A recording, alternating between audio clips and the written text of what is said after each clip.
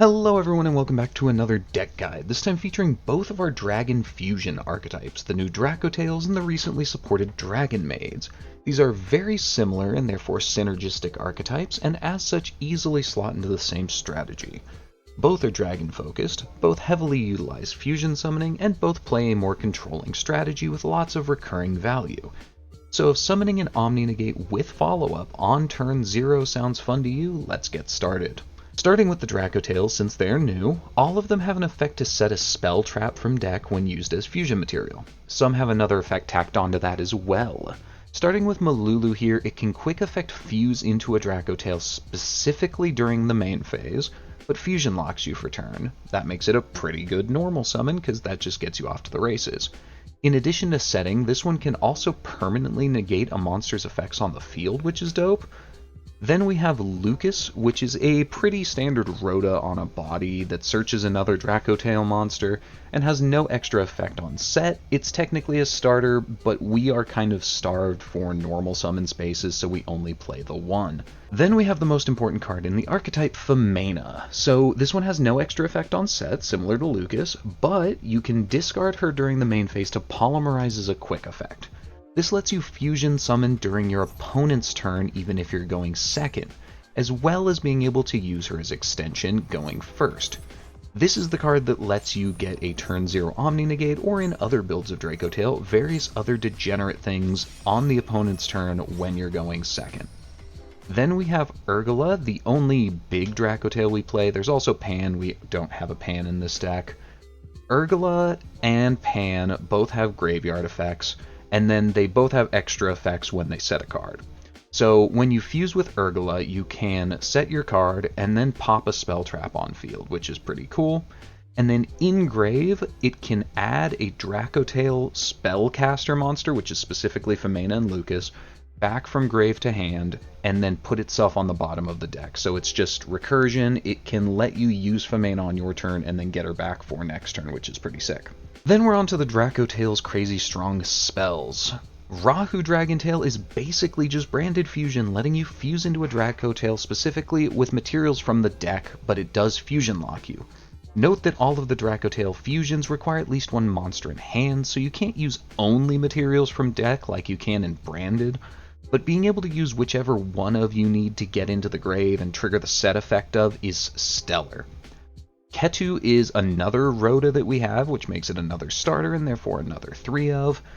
It adds a Dracotail monster, standard Rhoda, but if your opponent also has a monster on the field, it then gives you a polymerization. You can only specifically summon a dragon or a spellcaster, but that's all we're trying to do with it anyways, so just a little bit of extra value going second. The traps are then simple but effective, and often what you're trying to set off of the monster's effects. Flame here can negate a spell, then if you have a Dracotail card in grave, you can put it on the bottom of the deck to draw a card. Horn, similarly, can bounce a monster, then same effect to draw if you want to put something back in the deck, and that's it for the Dracotail core.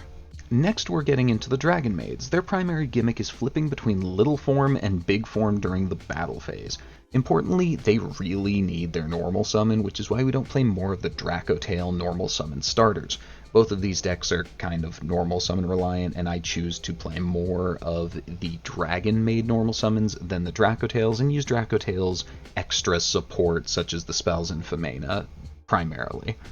So Chamber here, when summoned, lets you add a spell trap, and then Parlor lets you send a card from deck to grave. Simple enough, but both of those set up our full best combos that this deck has available to us, which is pretty sick. Each one can then return to hand at the start of battle phase to summon a big dragon from either hand or grave. The big dragon specifically that we're playing is one Sermba and one Lorpar.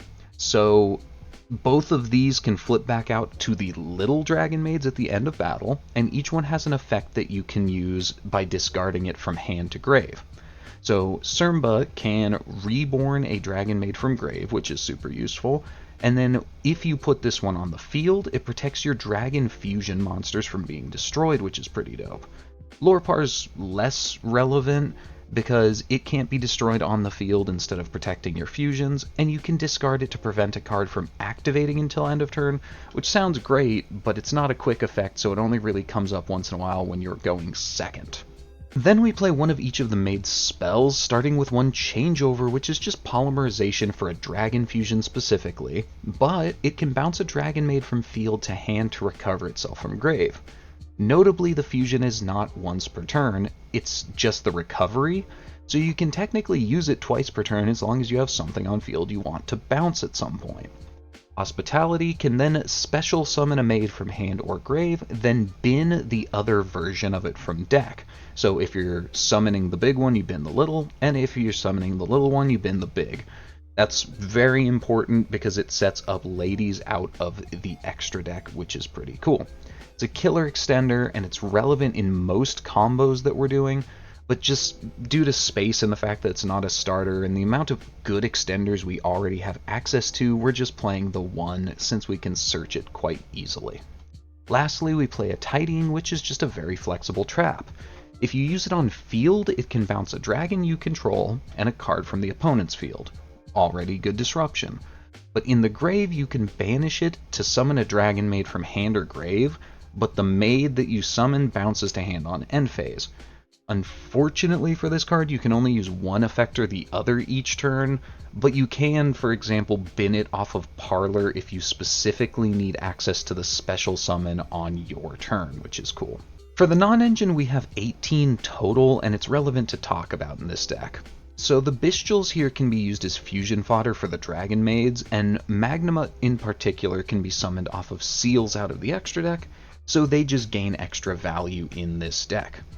Also, while I feel like after the release of K9 we're really encouraged to play more board breakers and less hand traps, this deck needs to play a good number of hand traps since they count as fusion names for the Dracotail fusions. So we're kind of in a weird spot where we want to play a bunch of board breakers, but we need to keep hand traps in here, so we're playing about half and half, and I've had pretty good success with that. Then on to the extra deck, we'll start with the Dracotail fusions. So both take a Dracotail monster and any monster in hand. So that is why we have to play so many hand traps, even though I'd probably rather not in this format. They both can also summon back from graveyard when 2 or more monsters are sent from field to the grave at the same time, say by a fusion summon. Gulamel here can quick effect destroy a card when a Dracotail effect is activated, like one of your traps, which is cool, very simple, just bonus disruption. Arthalion is a bit more nuanced, letting you return monsters from either grave or either field to hand when he's summoned, equal to the number of monsters you use from your hand. That lets you recycle the materials you used for him, disrupt the opponent by bouncing a bunch of their stuff, or switch out cards in hand for cards in grave. It's just super versatile. Then we have the Dragon Maid fusion, starting with the most important one, Ladies. So Ladies can't actually be fusion summoned. You have to summon her by banishing a big and a little Dragon Maid of the same attribute. One has to be on field and one has to be in grave. Either of the little Dragon Maids can do that on their own, which sets this up and sets up our whole combo. For the trouble, she hits the board and immediately summons a Dragon Maid name from deck. So if you start with Parlor, you'll probably summon Chamber, and if you start with Chamber, you'll probably summon Parlor, which is pretty cool to be able to do.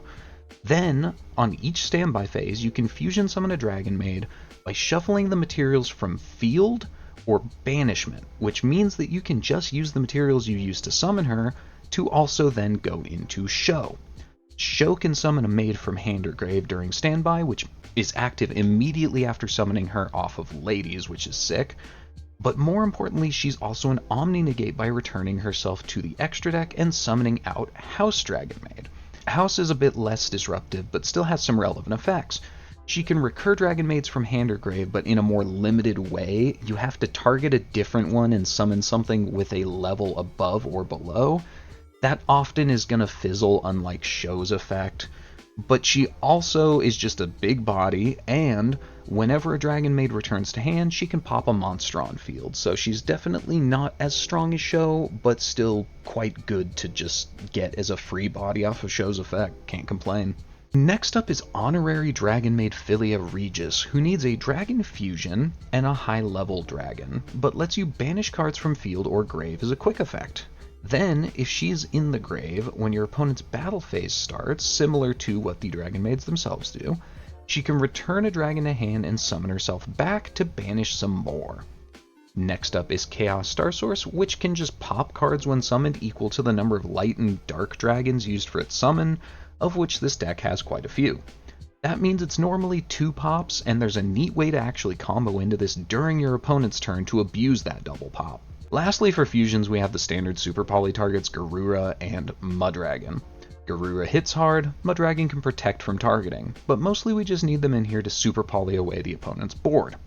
Lastly, we play a couple of links with Striker and Hieratic Seals. Striker has no text. We just need it to get our maids into the grave for certain combo lines. Seals is much more relevant as an actual end board piece because we can use it to tribute itself, bounce an opponent's card as a quick effect, then summon any dragon from deck, but its attack and defense becomes 0. That's not super relevant when we can trigger the effect of whatever we want to grab, and then bounce it back to hand to activate various effects, or just use it as fusion material. And that'll be it for the deck profile, guys. Let's get into some combos and show you what I mean by all of these weird interactions we have. Alright, so for our first combo, it's going to be the Dracotail Mululu 1-card combo. Note that for any Dracotail combo, you need to have an extra monster in hand. Can be any monster, but you do need one. I'm just using a Fuulos here as the name. Let's go. So we normal summon Mululu, activate its effect to fusion summon, and we can go into Arthalion, and then add back the Mululu and set Rahu off Mululu's effect. Then Rahu lets us send Urgala to summon Gulamel. That lets us set another card off of the Urgala, which is either of the traps. I grabbed Flame here, but you could use Horn if you'd rather. And this gives us 2 disruptions. So that's, we can use Flame to negate, and then Gulamel to pop. And then our guys will come back on the next turn if they're destroyed, and we hopefully, have 3+ other cards in hand that we can use at this point. Not the most disruptions, but it's a control deck. You can expect it to play like a control deck, and the Dragonmaids lines are definitely better than the Dracotail lines, I will say. Cool.